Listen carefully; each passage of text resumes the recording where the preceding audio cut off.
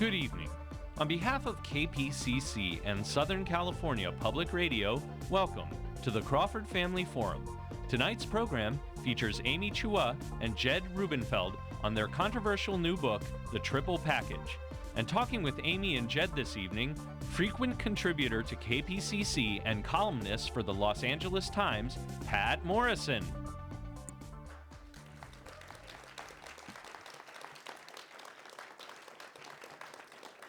Thanks, everybody. For a minute, I thought it was going to tell me to put my seat back and tray table in an upright and locked position. But now, you see some Kleenex up here. There is no crying in baseball or the Crawford Family Forum. Jed has acquired one of those East Coast colds you hear so much about.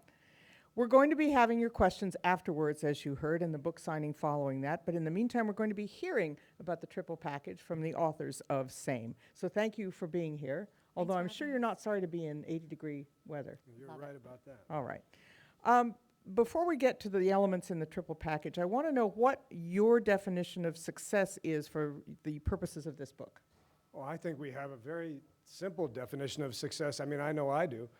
I think success just means achieving your goals, whatever they are. We focus on material success for a large part of this book for a few reasons. I mean, first, because it's something you can measure. Second, because it is an important goal for a lot of people.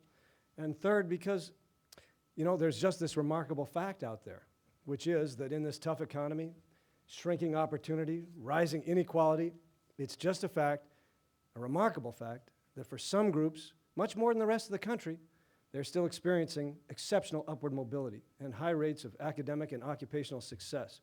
And that's worth studying. And those are conventional metrics of success: educational achievement, occupational success, income. Those are conventional metrics, but it's worth trying to understand how those groups are doing it, because if we can understand that better, maybe we can all learn from it. I guess I was interested in the definition of success because as I was reading the book, I was thinking, you may have a teacher who's Teacher of the Year in California who's earning less than a software engineer who's in his 20s, but by that metric, that guy's more successful than the teacher. So did you have any accommodation in the book for those, apart from the metrics you discussed, for those ideas of success? Well, we actually talk a lot. I think the book is very much misunderstood. The book is not a celebration of either the Triple Package or success in the sort of narrow way. And the way that I see it is, I think the book is, there are a lot of books about success out there that are really sugar-coated, which is you just need to have some grit and some confidence. And in some ways, ours is an honest view at what it takes to be driven, right? So you're right. For most of the book, we're talking about this kind of success that implies a certain kind of drive, this feeling that you're not good enough. And we don't treat that as a clear good. More than half the book is in these cultures that do this people have to feel like they need to prove themselves either to society or to their parents. They're just never quite good enough. And that's a very painful feeling. And a lot of people don't want to feel that way. So, I think that's sort of the other side of it. So when you give me that example, I feel like, yeah, that person, a person who was just happy doing something that is meaningful, that person may be living a more successful life. But as Jed said, we also think, a lot of times people, it's like the questions are, why didn't you write a different book? We are interested in, first and foremost, I think, why some groups are still disproportionately succeeding even in this tough economy, and trying to unpack the behaviors and outlooks that underlie that. Well, I would just add that, we think that the qualities that we identify and call the Triple Package actually are empowering of people to achieve success as they define it. I mean, it is true that in these groups that we're looking at, a lot of people are looking to achieve conventional success, a higher income. But if you read our book, what we're saying is the traits that are instilled, which I'm sure we'll talk about in a moment, are actually empowering for people to achieve success of any kind, no matter how they define it, including the kind that's defined not by personal gain at all, but by service to the community, to the country. I mean, for most things that are difficult to achieve, you've got to have the kind of qualities that we're describing. A little later, I do want to talk about that sort of bad fairy and sleeping beauty chapter that you have, of the downside, as you refer to it, of the triple package. But for the audience right now, let's define what those three elements are, including two, which you acknowledge in the book are contradictory. Right. So the three elements, and we want to stress that you need all three of these qualities together for this to generate this kind of drive and be an engine for a certain kind of achievement, I think. The first is a sense of exceptionality, of being special in some way. And there are many different sources for this. It can be from belonging to a group or a family, or it can just be that a parent instilled you with that feeling of exceptionality. The second seems almost like the opposite, and that is a dash of insecurity, that a feeling that you're not quite good enough, that you haven't done enough yet. And the third is impulse control. Basically, self-discipline, the ability to resist temptation and to persevere.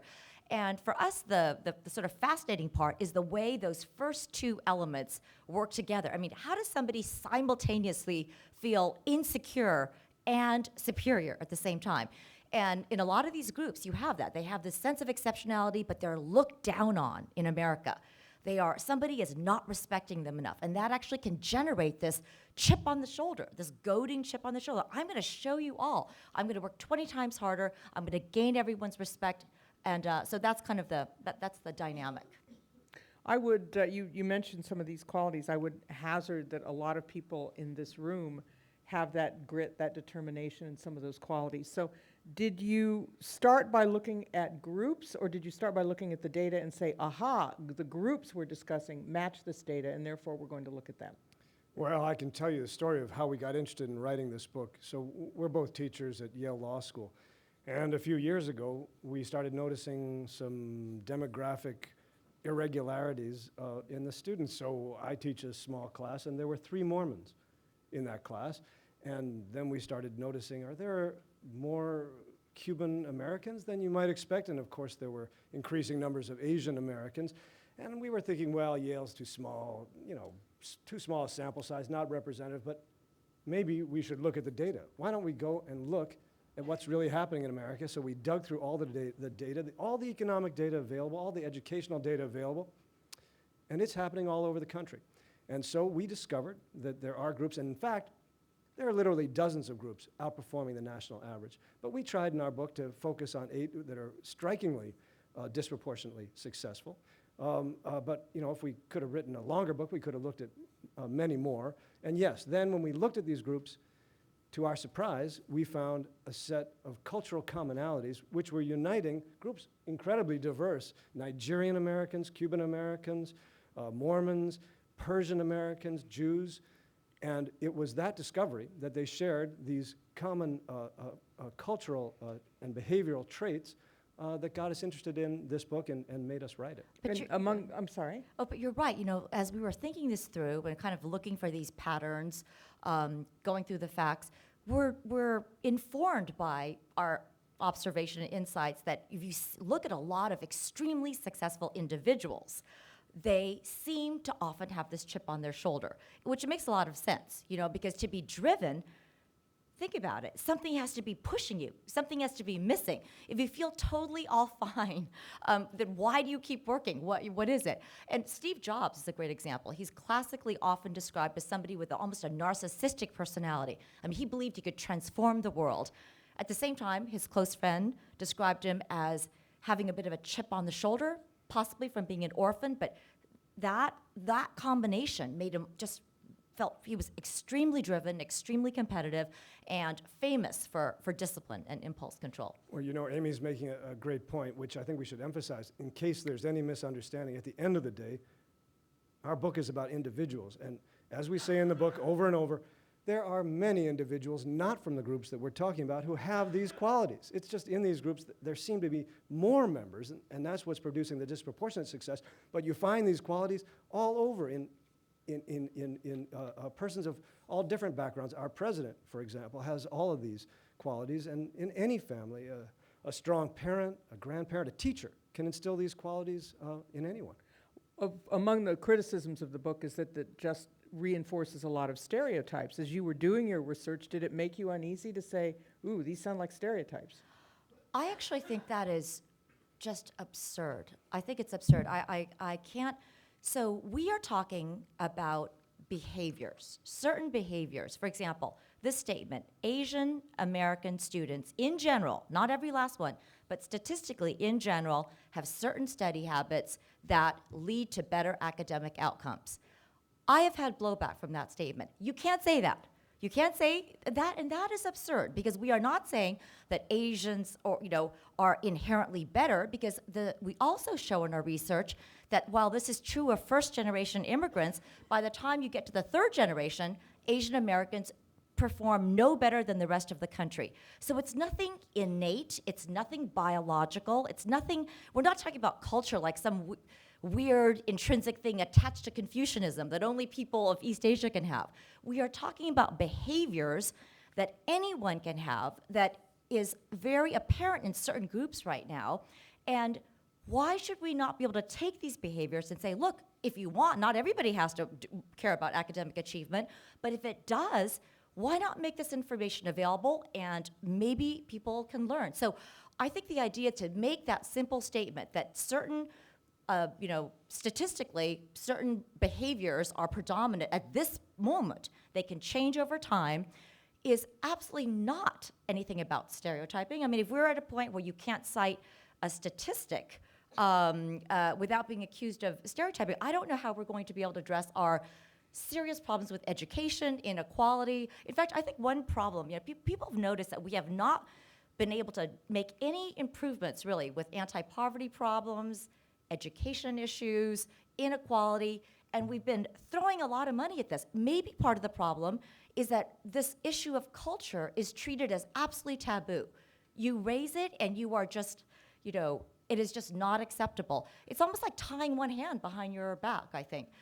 So if you have this template for success in the part of the triple package, it seems to me in reading this that a lot of this happens before kids get to school. So putting it in school doesn't seem, by your analysis, to address some of the needs. How do you take these formulas, these ideas, and say, you can do it too, but here's how you have to do it? Well, that's a great point. I think our book supports the work of many others, including Nobel Prize-winning economist James Heckman, who have shown that our education dollars, especially for the disadvantaged, are best spent in very early childhood intervention programs. I'm talking about kindergarten and pre-K. So he has demonstrated that when you spend money just by throwing laptops at kids, or indeed even at college tuition assistance, important though that might be, you actually produce much better results when you go in early, when character and perseverance and motivation can still be taught, when kids are still formable, and you have to work with the families too,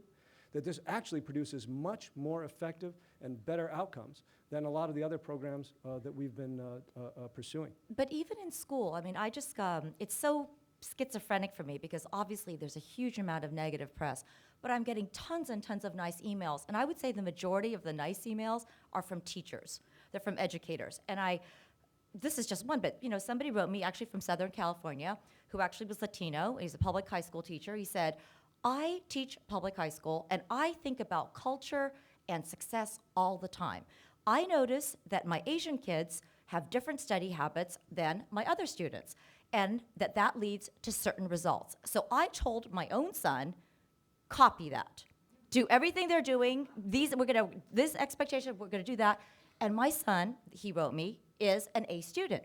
So while I agree with Jed that, there are all these things, early intervention would be the best thing, I think some of it is just common sense. I mean, there are people have shown that different groups have different expectations. Now, this is not a how-to. Not everybody has to want this. But why not make the information available and, people can choose?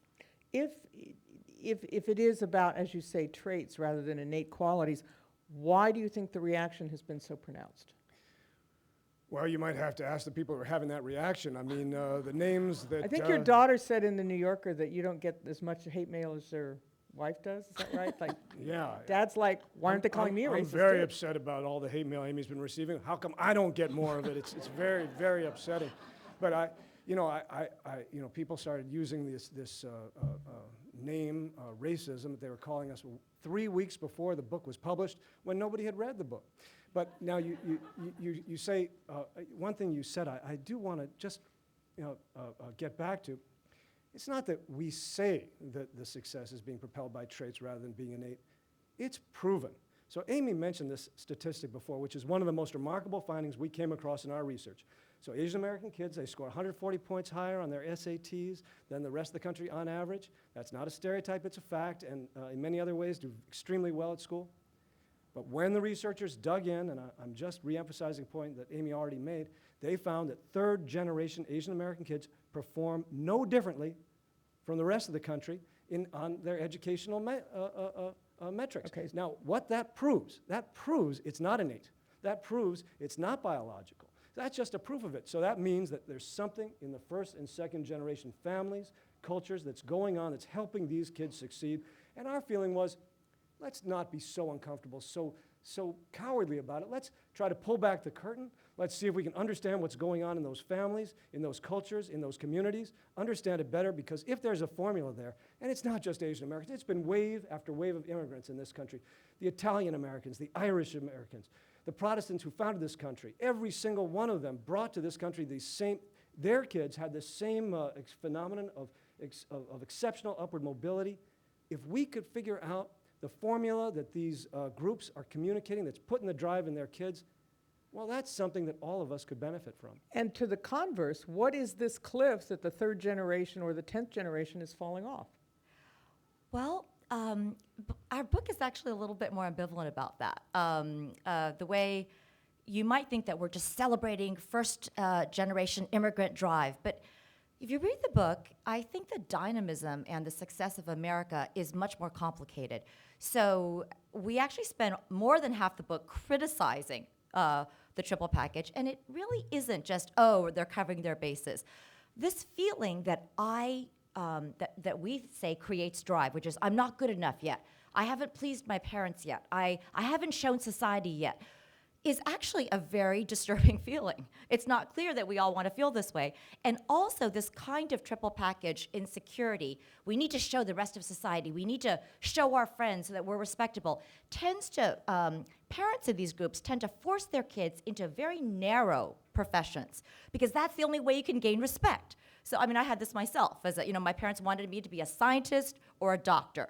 When I applied to, I was terrible at science. I only majored in economics because I tried to persuade my father it was a science.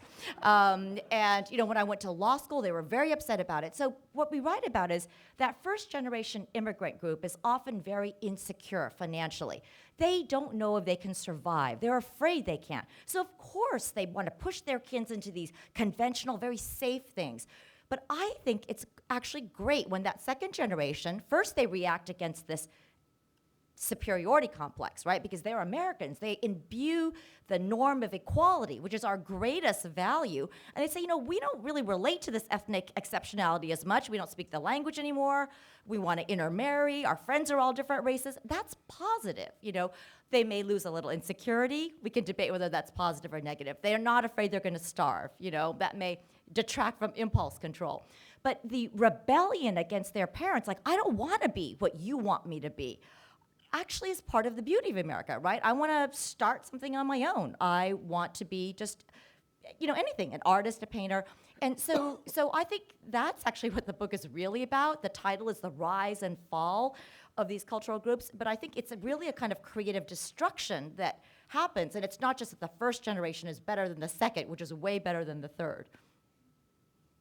Oh, because reading about, in particular, the groups you talk about, Asian Americans, Chinese Americans, Nigerians, and I was thinking, if these traits are so pronounced and people bring them with them, why is China making iPhones instead of inventing them? Why isn't Nigeria the most prosperous country in Africa? Well, this is a question we get all the time, and it's just a misunderstanding of the argument we're making in the book. It takes institutions, economic and politically inclusive institutions, in order for individuals to succeed. So China did not have a free market. China does not have a democracy. It's America's institutions that allow these individuals to succeed through these qualities. Now, if you don't have those institutions, then people could have the greatest qualities in the world they wanted, but if you don't have institutions, if there's corruption and other kinds of failures in the institutions, there's not going to be success. So our book is not making an argument about between country comparisons. We're not making an argument that, oh, Chinese culture is better, Indian culture is better, and therefore the country should be succeeding. It's not that at all. We're talking about the experiences of these groups that come to America and then work inside of America's institutions, and that's the kind of argument we're making, which it's just a fact that some groups are doing a little bit better, and our feeling was that's worth writing about. A lot of these traits, I think if you asked Americans, they'd say, we're like that. Those are characteristics of this country. You use the words grit and determination. But in the book, you suggest that the country's only got really one enduring characteristic, that sense of superiority, and maybe falling down on the other two. Well, we definitely believe that the triple package values are traditional American values. I mean, the country was born with a very strong sense of its own exceptionality, and yet it was insecure because it was threatened by England. It hadn't secured its liberty and identity for many years, and at the same time it had kind of a chip on its shoulder, got to prove to those aristocratic Europeans that democracy is going to work. You quote de Tocqueville to that. Absolutely. And on impulse control, how many people here know who actually first said no pain, no gain in virtually those words? Ben Franklin. So all of his proverbs were about discipline and restraint. So all these qualities were... Why was he fat then? Yeah, if you actually look at his life, I'm not sure he practiced what he preached so well. But, yeah. I mean, so all these qualities have been there from the very beginning, along with a countertrend of rebelliousness and individual freedom. And that's what makes America unusual. But I would say that in the last 30 or 40 years, yeah, maybe America has slipped away a little bit from some of these qualities. So a little bit more emphasis on immediate gratification, a little bit of maybe a culture of entitlement, and I'm talking about at all ends of the spectrum, the social spectrum. And we think that, yes, it would be good for America for it to get back to some of these qualities, to get back to where it was, because, America is a country. It's not, if it has a sense of its own exceptionality, it's not ethnically exclusive. It can be based on equality and inclusiveness and democracy. And those are things that you can be proud of and feel a sense of exceptionality about without denigrating anybody else. You write about the self-esteem movement and how you think this has undercut some of the triple package qualities. You got to take turns here. So. Well, yeah, I think, I guess we are critics of the self-esteem movement. So this feeling that we describe, not just a pure celebration, but this need to prove yourself, that you're not quite there yet. You need to prove yourself. That is the opposite of being entitled. Those things are opposite, because being entitled is, I don't need to prove myself. I deserve this. I am entitled to a job. I'm entitled to an A. I'm entitled to get into the school. So the self-esteem movement in some ways is about, you should just feel good now. As is, you don't need to earn it. And we have huge amounts of a discussion on this. It seems like the studies, have now shown that, in fact, self-esteem, it's not just that it doesn't lead to better academic results, because for a while the idea was if you just make everybody feel confident, give everybody a trophy, that, good achievement will follow. But instead, the studies seem to show the opposite, that people who haven't earned it are afraid to try, but it also doesn't lead to happiness. There's a tremendous amount of anxiety related to it, too. So, which is not to say not productive anxiety, presumably. Yes, but which is not to say that insecurity leads to happiness either. There's a famous Jewish joke. It goes like this. So a Jewish daughter has just been elected president of the United States, and she says to her mom, Mom, you're going to come to the inauguration, right? And the mom says, oh, do I have to? It's so much trouble. And the daughter says, Mom, of course you got to come to the inauguration. So the mom says, all right, I'll come. So she comes to the inauguration. Her daughter's being inaugurated as president of the United States, and she pulls on the sleeve of the person next to her and says, you see that woman who's being inaugurated president? The guy says, yeah, I see her. Her brother is a doctor. Now, that is the opposite of self-esteem. That is, you get elected president, but you could have been a doctor. Now, that is not a pleasant feeling. If you grow up feeling like no matter what I do, it's not going to please my parent, who wants to communicate that to a child? I don't think any of us does. But it does seem like in these groups, if you communicate a little bit of insecurity to kids, that is a little feeling, you know, maybe you got to prove it. Maybe you have to, you're not quite good enough yet. We have high expectations for you that we want you to live up to. That does seem to be a driver of achievement. And so this is I think, a very interesting piece of our book. Earlier, I was talking about the insecurity that the members of these groups, or any immigrant, feels vis-a-vis the society. Because almost, you know, you're an outsider, you don't speak the language, you have a funny accent. That's the insecurity vis-a-vis society. But in a lot of these disproportionately successful groups, there's also often insecurity created within the family. And this is parents actually making their children feel that they're not good enough yet.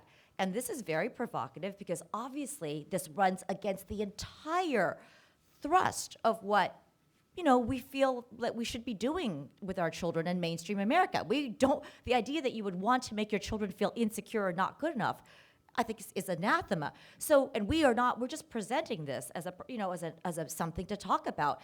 You know, we have a line in our New York Times op-ed where we say there's some statistics that show that many East Asian immigrant parents not just impose extremely high expectations, you know, why only a 99, not 100, but they also are much more likely to make comparisons with other successful kids. So, you know, oh, so-and-so's, daughter just got into Harvard, or your cousin just valedictorian, which is this feeling like, oh, why don't you do a little bit better? And finally, it's often tied to family honor. So if you don't do well in school, you'll be letting down the whole family. So we have a line that presents it very starkly, which is there is an ocean of difference between this parenting message, which is you're amazing, mommy and daddy, never want you to worry about a thing, as opposed to if you don't do well in school, you're going to end up a bum on the streets and disgrace the whole family. It's not a celebration of one or the other. But, maybe when you said, what can we do in our families? I just totally don't believe there could be a how-to guide on parenting, as much as people want it and look for it in any book. Well, including your first book. I'm referring to something, yeah. But parenting is so complex. Families are so complex. Every child, every parent, we all are capable of different things, both the parent and the child. So it can't be that there's just one, a three-step thing. But I think this thing that I laid out, that these are different, polar opposite approaches. Obviously, I'm generalizing, not every last member. But, is there some in-between ground? At one extreme, you don't need to earn anything, you're perfect exactly as you are, maybe leads to too much entitlement. But at the other extreme, you are never good enough. That leads to misery. We quote Amy Tan, Vera Wang, very successful Asian American people that are kind of my own idols, and they... Oh, Amy's mom was... Yeah, and she said she just felt it was like a prison. At point, she just wanted to die. It was never feeling good enough. They spent a whole life, trying to escape from that feeling. So because as you point out in the book, that the other end of the perspective that can create low esteem, even Asian American students with incredibly low self-esteem while they have incredibly high test scores. Well, it's a remarkable finding. So for 30, 40 years, American educators believed that if you just make kids feel good about themselves, doesn't matter what they've done, you got to just make them feel good about themselves, then they'll do well. Now they've started doing studies on this, and they've got the data, and sadly, the data totally disconfirm that thesis. They've run controlled experiments. If you give students self-esteem boosting messages, they've done controlled experiments. The ones to whom you give that message, they do worse, not better. So you have this remarkable fact that in all these studies, psychological studies, Asian American students are reporting the lowest self-esteem while doing better academically. And that's the kind of irony and phenomenon that we're writing about. In the book, you also write, to one degree or another, the triple package superiority complex is, by definition, intolerant, and that goes against the grain of what America sees itself as being. You see this phenomenon repeatedly in immigrant groups, and it's a very unfortunate aspect, that ethnic pride, which in itself can be a great thing, can shade over into intolerance and prejudice very easily.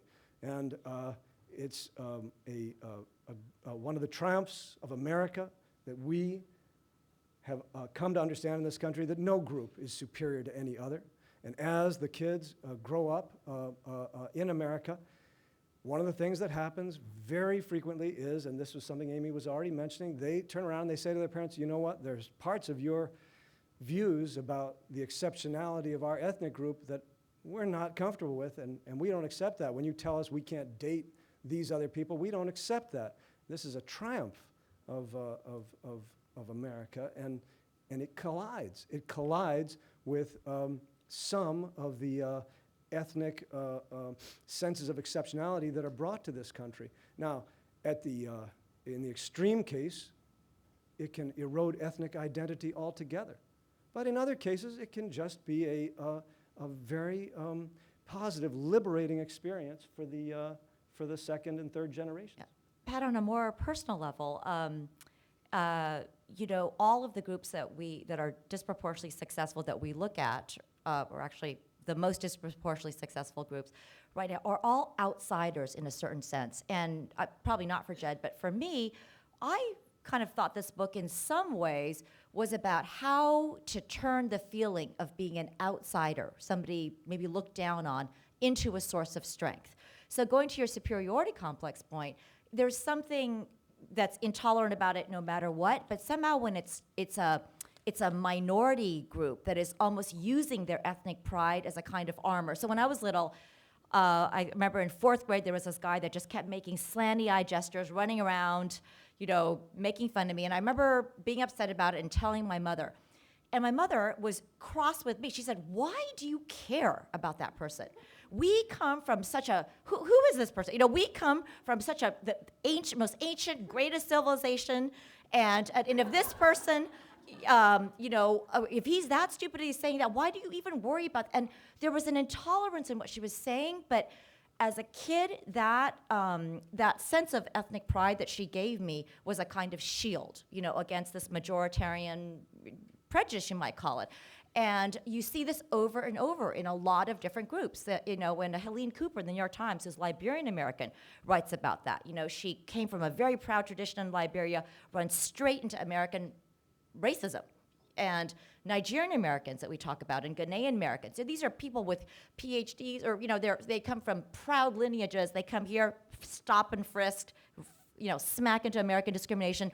And that's when I think this superiority complex can, it's still problematic potentially, but it somehow has a slightly different feel when it's used almost as a shield and not as a sword. Benjamin Disraeli, the Prime Minister of England, was in the House of Commons once, and one of the peers there made an anti-Semitic slur. And his famous response was, yes, well, that's true that he was Jewish, or his family was Jewish.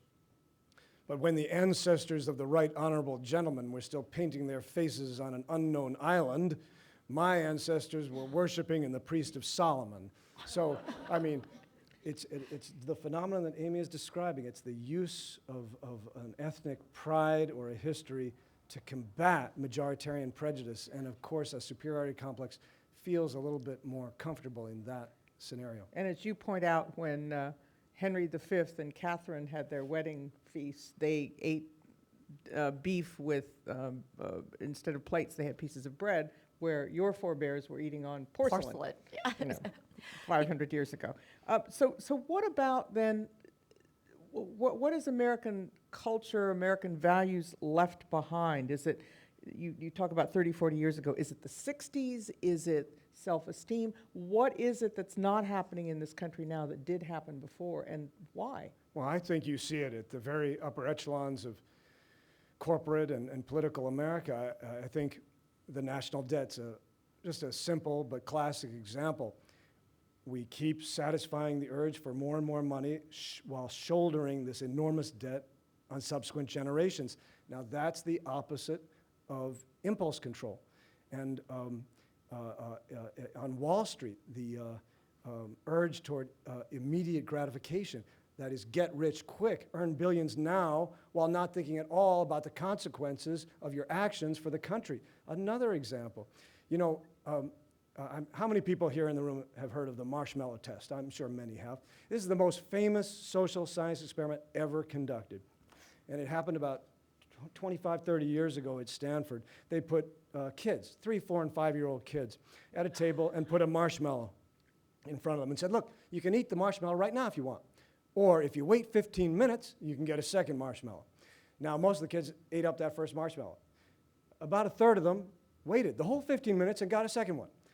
Almost by mistake, the folks who conducted that experiment tracked the kids 20, 25 years later.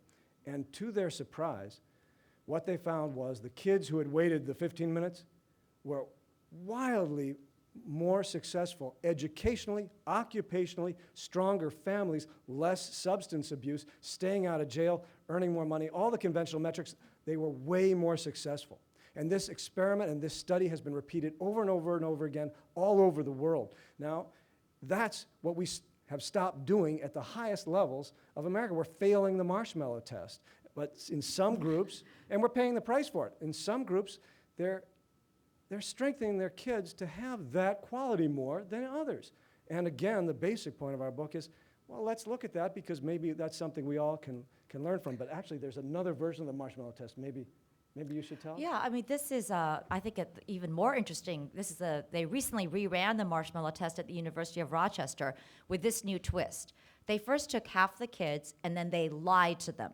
They said, okay, if you do this, we'll give you a cool new art set. And then they didn't deliver. They broke their promise. Then they ran this marshmallow test, okay? They said if you take one marshmallow or wait 15 minutes for the second. Everybody was lied to, grab the first marshmallow. And that makes perfect sense, right? The point of that is if you don't trust your institutions, if your institutions let you down and you don't believe that your hard work will be rewarded, then of course people aren't going to work hard. And so this is, sort of a point, like, it's not just, our message is not just like these groups should be, solving their own problems. Just the opposite. If you don't have in place a level enough playing field or institutions that will actually reward people who defer gratification, then it's just rational for people not to. When I read about that, I thought of parenting, and I thought it seemed to me the equivalent of telling your kids, insulting your kids and saying that, well, you think you're smart, your cousin, has a doctorate and is, a heart surgeon. And isn't that part of the self-esteem that you have to let kids trust you as a parent and as a leader of an institution, whether it's a classroom or a judge? Well, I think this concept of high expectation, well, first of all, you're right. Every family's different, and it's like you have to titrate it. What dose? How much insecurity and how much, And I definitely have spoken to people, you were talking about Amy Tan, where it was so negative, that feeling of you're not good enough, that became the overwhelming feeling. And that becomes incapacitating. Now, I was very lucky. My parents, in high expectations, there's both superiority and insecurity. It's like, we believe in you. You have it in you. You can be the best. But, of course, you haven't done it yet. So you need to work hard, and I know you could get this. And somehow, in my parents' case, it became very empowering. We've been talking a lot about groups, and this is another, I guess people haven't made it to like the whole second half of the book, but as Jed says, at the end of the day, we thought this book was going to be, we intended it to be much more broadly applicable to lots of different groups, because That's why I thought you sort of should have started with the last chapter, maybe. Maybe we should have done that. We've been wondering what we did wrong, But some of the nice emails, I think it's very flexible. That I was talking about, how do you turn this feeling of being looked down on, an outsider, you're a minority, into a source of strength? So a bunch of emails actually I got from one person, but many like this, said, I am disabled. I'm an amputee, this one guy said. And he said, and your three qualities fit my life perfectly. He said, I believe many other disabled people, for me, it's being disabled and not wanting to be pitied. I hate that look on people's face. That's what generates this drive in me and this feeling that I'm going to work 20 times harder. And apparently there are studies that show that disabled people have much, much more discipline and impulse control. But the superiority here is one that's, I think, very, very, that we can praise. So he said, so when I skied past the two-legged skier faster, he said, I felt superior. Yes, I felt superior. Maybe I shouldn't say that, because I had earned it. I had put so much into it. I had overcome more than and I wanted them to be looking at me. So, I'm not saying that that's right or wrong or whatever, but we were just in Seattle yesterday, and somebody said, you know what is classic triple package? The Seattle Seahawks. And they said, they always thought they were special, but they had this big chip on their shoulder. Nobody paid attention to our quarterback. We didn't have first draft picks, and that made us work harder. So, I mean, we intended for the three elements to kind of generate, a more fruitful discussion in some ways, because I think it's actually very broadly applicable to lots of people who might feel a little bit of an underdog. And you do deal not with just the Wall Street problem at the high end, but the low end. You talk about subcultures in African American groups. You talk about Appalachia. You talk about the fact that in general, the standard of living in this country has risen so much. Nobody's really, living in the kind of poverty that you saw in Appalachia 60 years ago, or maybe in the South 80 years ago. How do you get that same message across to some of those groups to apply your template, to embrace your template when everything seems to militate against it? Well, look, if we think about America's underprivileged groups, we all know what the causes of poverty are. They're a history of discrimination, exclusion, denials of opportunity, structural changes in the economy that have nothing to do with their culture. America's got to change in many ways if we're going to level the playing field.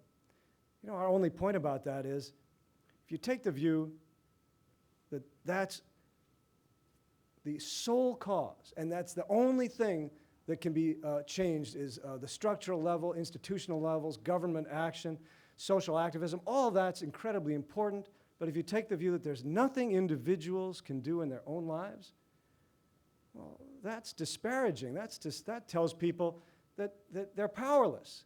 I mean, which message is more uplifting? Which message is more empowering? There's nothing you can do to change your lives, or America needs to change. We need to change our institutions. We have to level the playing field.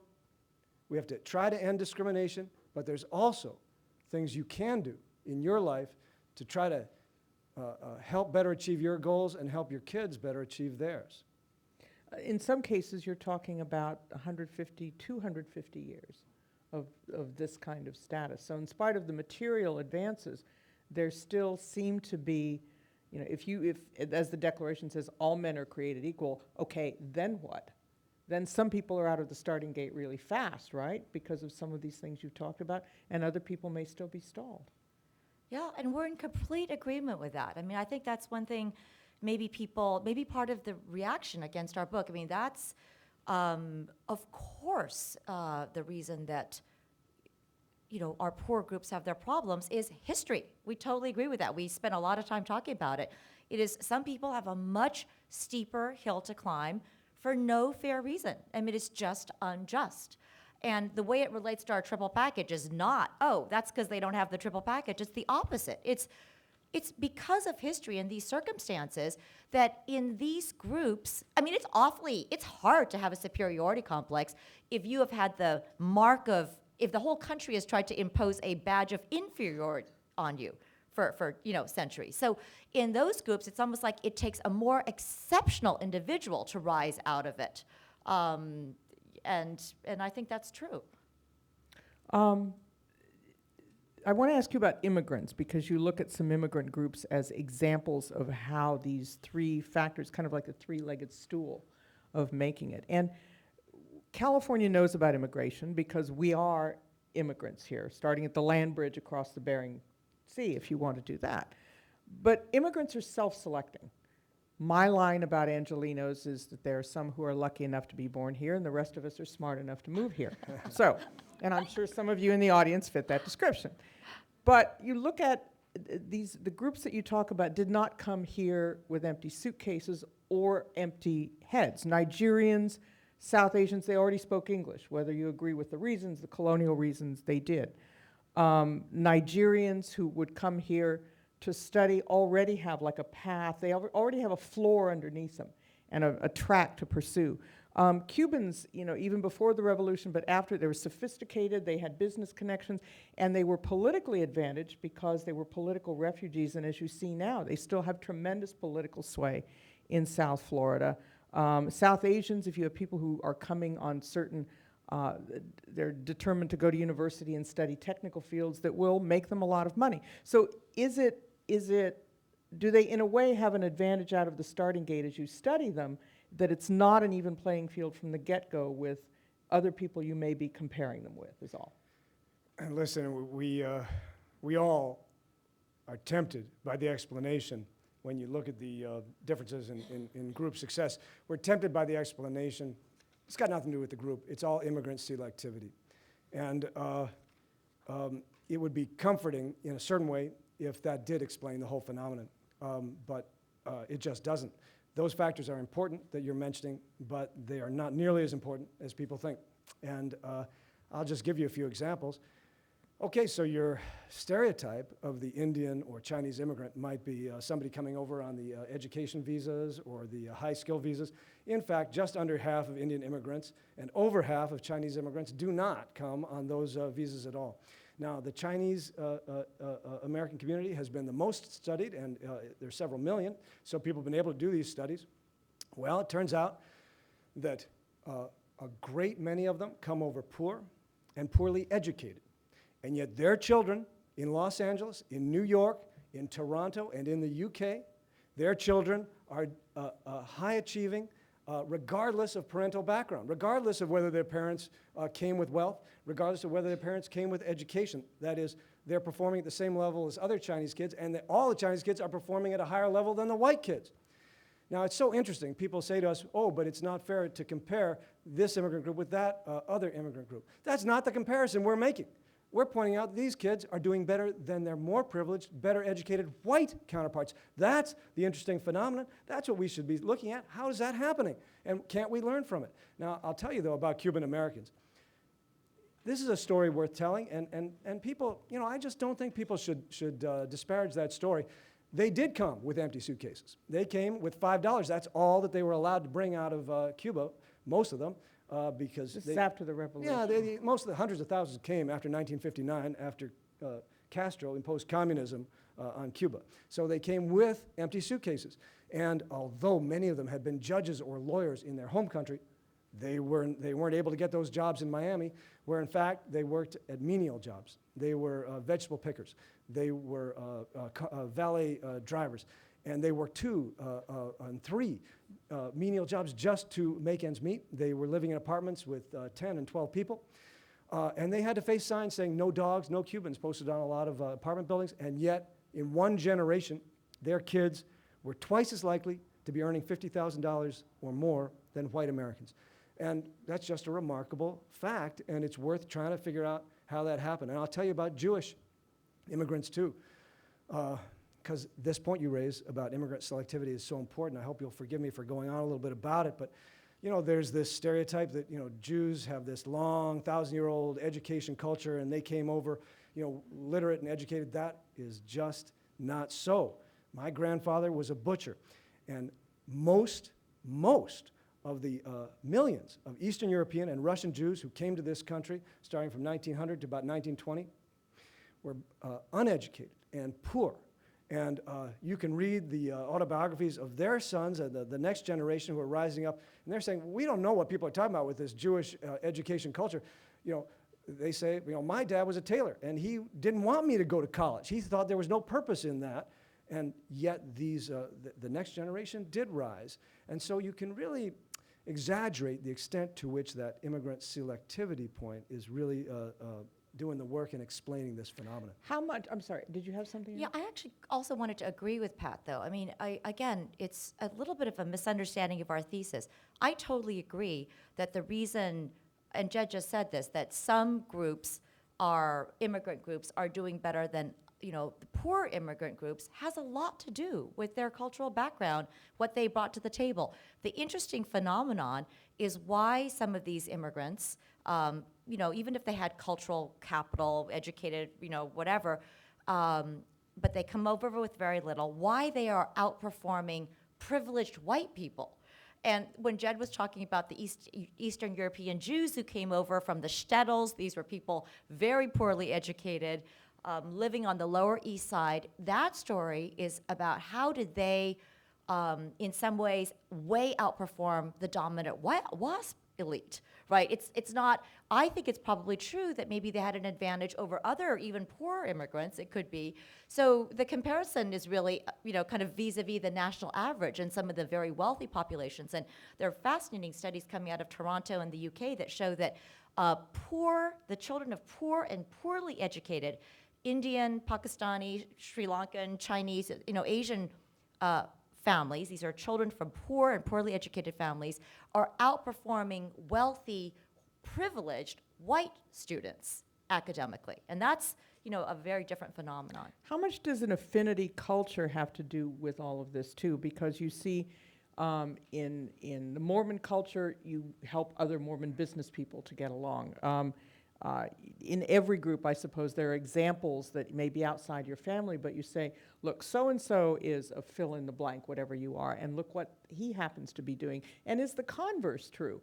If your role model for the part of the country you live in is Honey Boo Boo, what does that say? If you don't see examples in your family or your community, how does that militate against this triple package that you're talking about? I think it actually cuts in favor of it because, that's what for example, when we're talking about, we talk a lot at length about the superiority complex in, say, Chinese Americans. You might think, in my parents' case, it has to do with Middle Kingdom, this ancient civilization, but actually the way it really plays out in these immigrant kids, it's in a sense of exceptionality based on we are better at working hard. We are better at excelling academically. And there are these stereotype boost and stereotype threat studies that show that people who belong to a group that they think is better at something, if they think they belong to a group that is better at something, that actually gives them the confidence and helps them be better at it. So that supports what you're saying, though. And it's some groups don't, for historical reasons, don't have these role models. They don't have this sense that, we are the people that are going to be better at school, and that is partly why they don't have that sense of exceptionality, right? So that's it's partly why I think our thesis shouldn't be controversial. Well, but does it need a critical mass? Because you spend some time talking about Sonia Sotomayor, Yeah. who I interviewed a year ago, sitting right here, about how she did her own insulin injections. And she grew up in a culture where if you were going to do it, you had to do it yourself because there wasn't the critical mass of support. How much does that matter? It matters a lot. It's so much, we said before, these qualities are open to anyone. In any given family, they can be instilled by parents or grandparents. But if you have a whole community of resources behind you, if you have role models, if you have peers who are helping you, it makes an enormous difference. That's part of the explanation of disproportionate group success, and that's part of exactly what we're talking about. It's so much more difficult to be a triple package family when you've got to do that on your own, out of your own resources. You do talk about the triple package coming at a price, certain character pathologies, that low self-esteem we talked about, maybe the fact that Utah has the highest use of internet porn in the country, that there are downsides to some of these things. Can you explore how those affect people? Not the porn part. We spoke to a Mormon young woman. It was on the Katie Couric show, and they brought an Indian American woman and a Mormon woman on the show. It was kind of scary, like, what do you think of their thesis? And I didn't know what they were going to say, but they had read the book, and they chose nice people first. The Mormon woman said their book just completely captures my experience. This feeling of chosen people were superior morally. Mormons have a very strong pride in their strong families and kind of clean-cut values. And yet this insecurity from America doesn't quite accept us. They think we're a cult. They don't even think we're Christian. This not quite being fitting in, and enormous impulse control. So much discipline in that culture. But the interesting thing about what she said related to parenting is she said that she says I think I'm successful. She obviously was successful, but she said that feeling that I had of never being good enough, she said was so painful for me that I do not want to inflict it on my own kids. So she's still in the church. We asked her. She said 2 of her sisters have left, but she said, for me, I don't want to do this. So that's just one person in her family. There are probably thousands of people who feel opposite, that, they feel very happy with their families. So we do really spend a lot of time, it's what I was saying, like, just think about people, anybody here to think about their most driven friends, people who are, you often notice that there is a trade-off with happiness. So we talked about the importance of deferring gratification. But at some point, I think it's important to get that gratification.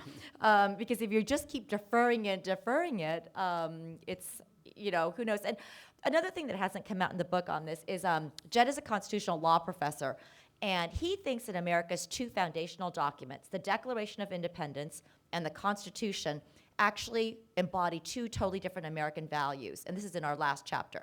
The Declaration of Independence is about the pursuit of happiness. That's a big line in there, and you're declaring independence. It's about individualism. It's rebellious, questioning authority. Whereas the Constitution, which is what Jed teaches, Jed sees as it's an act of impulse control. The Constitution is about restraints on the majority, restraints to. So he. The image is chaining yourself up, I think, to Well, that's protect exactly yourself from your right. Yeah, your I mean, self. the discourse at the time talked about popular passions. I mean, the whole idea of American democracy was consent of the governed. That's how you govern a country. And then suddenly the question became, what about the tyranny of the majority? A concept that was historically new. I mean, that is the idea that it had to be worried about as much was new because there hadn't been democracies before. So what do you do with the problem of the tyranny of the majority? If you believe in democracy, if you believe that government should follow the will of the governed, well then you can't do anything about majority tyranny because if the majority wants something, aren't they allowed to have it? And what the framers of the Constitution figured out was that there was a solution to that problem, which was that if the people agreed to restrain their own passions, if they agreed to restrain in advance themselves against certain violations of people's rights, then you could democratically have these constitutional constraints. And that is tying yourself to the mast. That's imposing impulse control on yourself.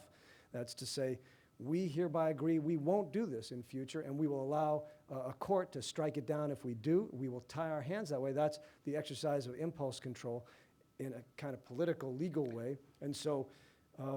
but it's these two things. You were asking about the happiness and the pathology. And you see the pursuit of happiness as an inalienable right in the Declaration of Independence, but triple package cultures aren't so strong on the happiness front, and that phrase disappears from the Constitution. I actually think the word pursuit may not be emphasized enough, that it's happiness that we think about, that the pursuit is more the process, but what you talk about with these documents really summarize a lot of the tensions in the American character itself, the anti-authoritarian, the rebellious creative one versus the disciplined one. How, before we go to questions, how can these cohabit? Is this something that every individual has to balance, every community? I think that's the magic of America. I think that's not, we have a lot of problems, but I think that's the best thing about America. You know, that we just talked about the triple package being, America was born with this enormous sense of we need to prove ourselves, a chip on the shoulder, a lot of impulse control. The Puritans, the Calvinists, the Protestants were the original triple package group. Well, they also controlled other people's impulses. Absolutely, and there was a lot of things, and needless to say, we have a lot of blots on our history. But at the same time, from the beginning, we were a rebellious nation. That's how we started. And I think this is what we were talking about earlier with these immigrants, that you bring this work ethic, all this drive, and then the next generation maybe keeps some of that charge, but then rebels against it, reinvents itself. And I think that's actually a positive aspect of America. Well, let's go to questions. We have Janice and Haley who have microphones, and they'll need to keep hold of them. So if we can maybe get a little bit more light and still do our video and raise hands. We have 3 people in the front row, obviously self-selected. We need to hold on to the mic, sir. Thank you. My name is Henry Lien. I am from Taiwan, and I just bought the book, so I have not read it yet. But it seems like, going back to the first point that Jed made, that traditional metrics will produce these 8 particular groups. And if you look at other metrics of success, you probably would come up with 8 very different groups. If you look at contribution to the arts or contributions to social justice, you'd probably get a very, very different set of 8 groups. So I'm thinking, does the book examine or apply the thesis to gays and lesbians who have disproportionately higher income and disproportionately higher success by the traditional metrics, but also disproportionately higher contribution to the arts and social justice? And to go back to what you said, these traits are not being passed on from their families. These are not things that their parents are advocating. You know, we almost included a chapter on gays. I worked with a lot of students who instantly said to me, this fits. That insecurity that comes from, from being gay actually leads to a lot of impulse control. And by the way, it's not just artistic success. There's a lot of success, actually, of all kinds. We decided not to include it because we thought it might be controversial. No, just kidding. No.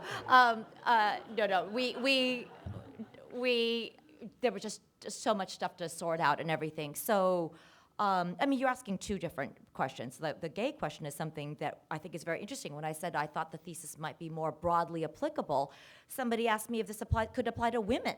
This could it? I don't know. I haven't. Well, you thought mentioned to- the mathematics stereotype in women in Yeah. the book. Yeah, and so could it be, I haven't worked it out. I thought that would be part of a great national conversation. So that was on your question about success, of course. It is true that it would have been a totally different book if we defined success in a different way. And that just wasn't what we looked at. Now, it is not what we consider to be true success. As I say, we use these metrics because it's easier to measure these income and education things. At the end of the day, we think that success is just as achieving your goals, and that could include artistic goals or anything like that. And that's why it was Yeah. my first question. I thought it Yeah. was an important one. We have another question. Oh, in the front row, okay?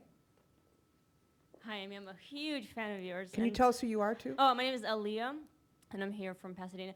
My question, I actually commend you for being so brave to galvanize this very important discussion, and I loved your chapter on the cause of the instant gratification society in having such a huge impact on the financial crisis, et cetera, et cetera. So I'm very disappointed by a lot of the very myopic reactions to your book. I think they either had a very shallow read of your book or they didn't even finish reading it.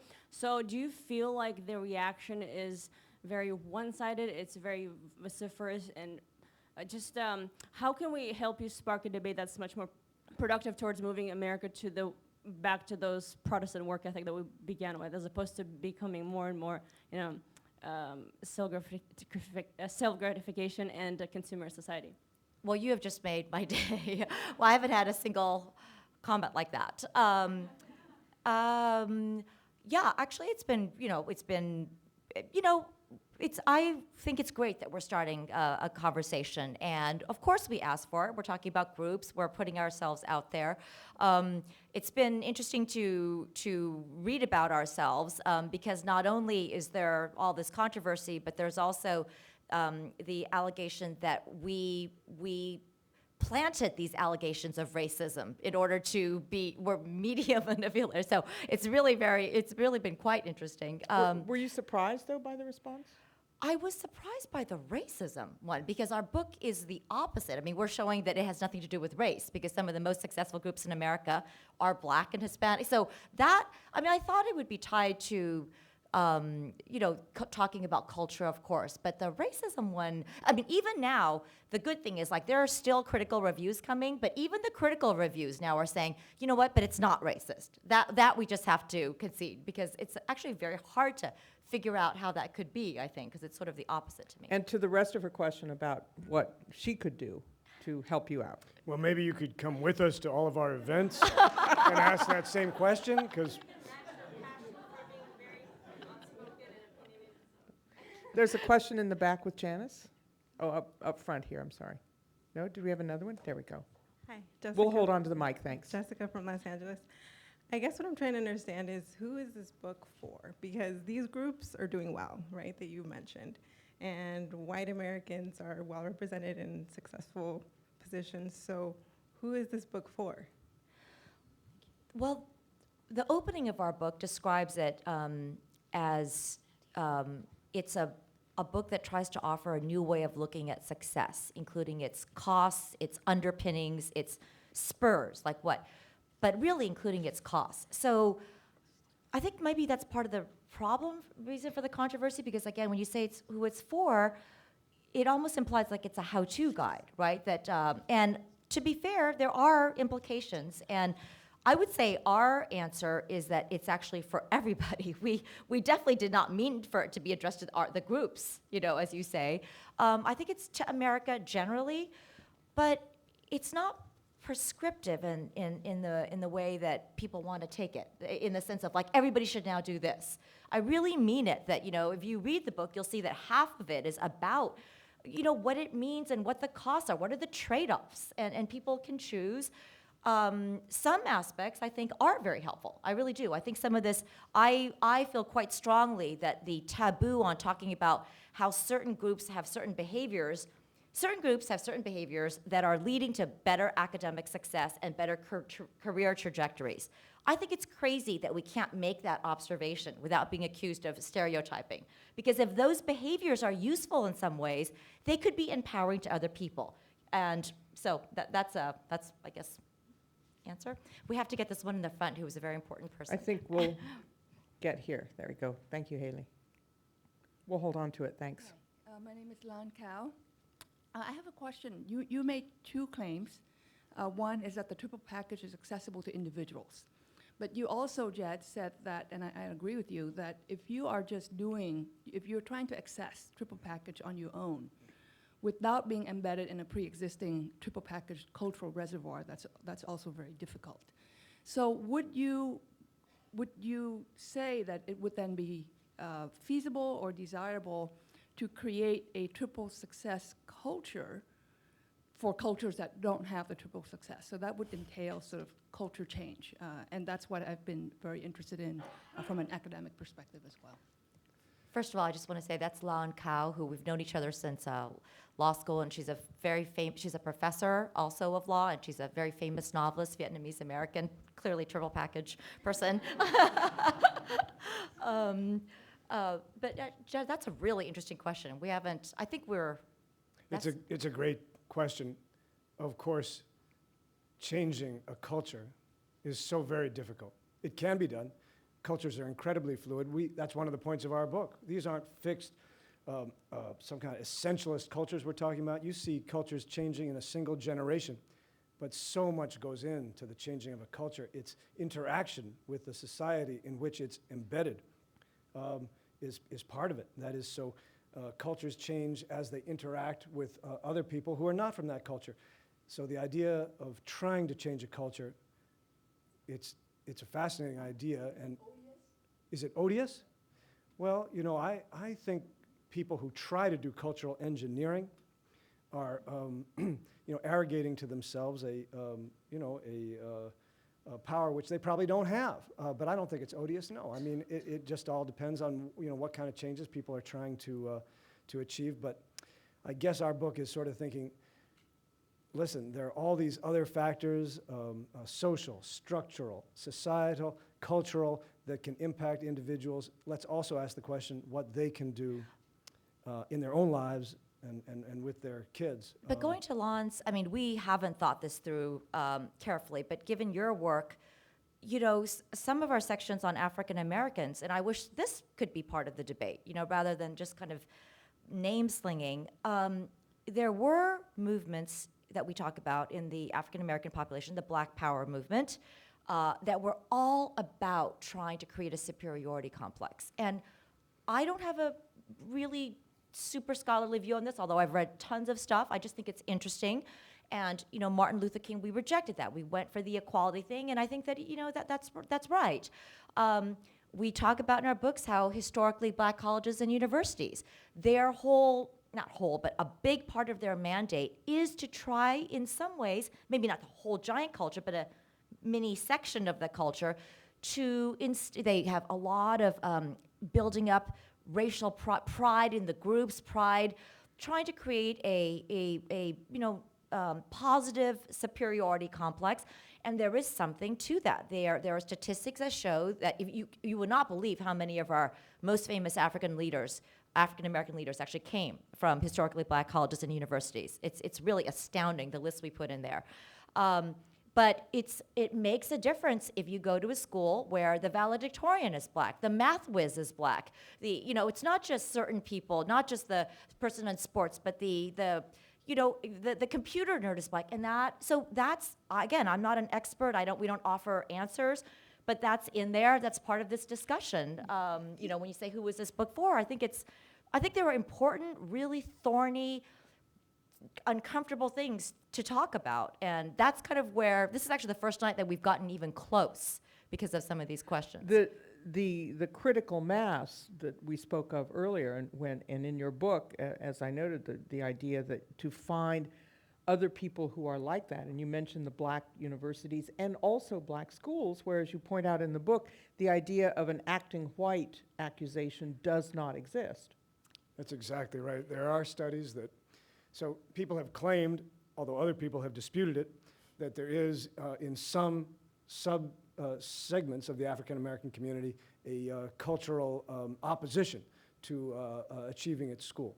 Now, let's be aware that you also have this in privileged, affluent white kids, where there will be communities there who will be anti-nerd and against achievement too. So this is not solely a black or white thing, but there are these studies that show that at all black schools, you do not have this oppositional culture, and you don't have the same stereotype threat effects, and studies have shown that.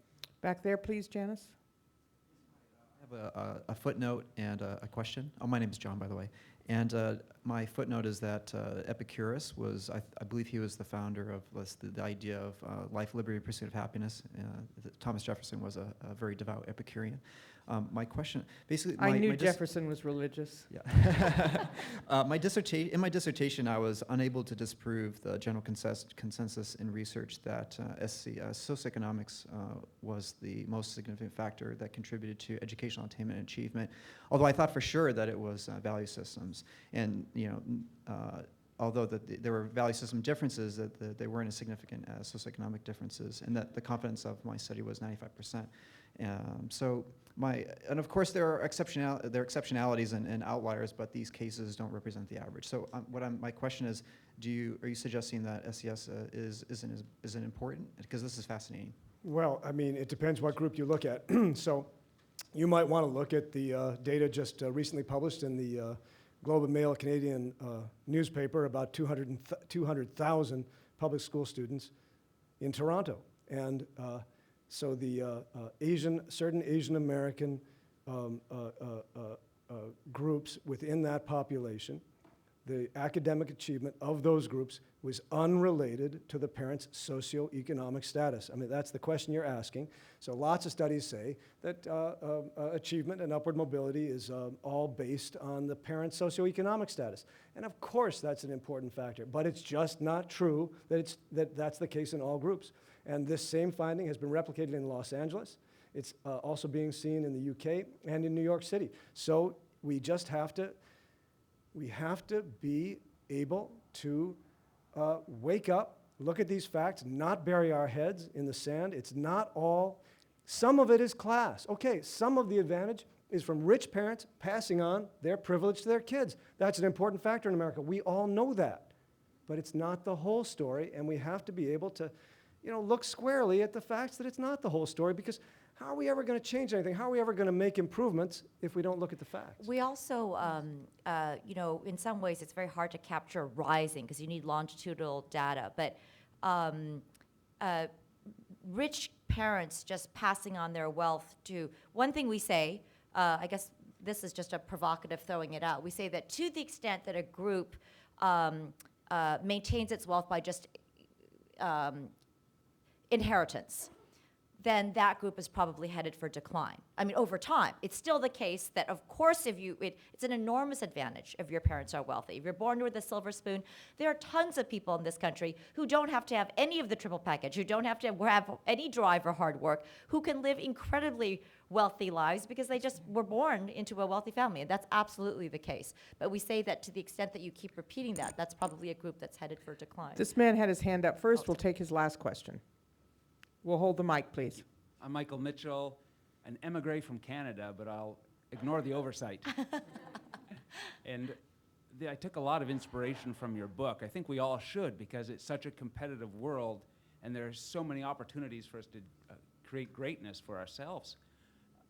And if we don't, everyone else will eat our lunch, or to reference your book after they're done eating their bitterness. Okay. And your question? The question is, what do you see as the future of the family? That's a hard one. That's a great question. I mean, related to the triple package, I mean, it's true that a lot of these groups that we're looking at, and that's why people want to say, like, we're not trying to make an exclusive explanation. Our theory is consistent with lots of things, but the groups that we look at, many of them have strong families. That's partly how you transmit some of this. I mean, it's very hard to instill impulse control in your children if you are, struggling so the future of the family, how would you answer that? I mean, people who know me know that I'm just chronically optimistic. I thought this book wasn't going to be, I thought it was going to be well received.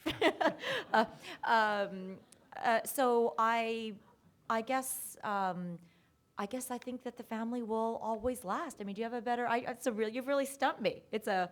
What do you think? I can honestly say that I have no answer to that excellent question. It's so interesting. Will you please thank the authors, and you can see them out there. Thank you.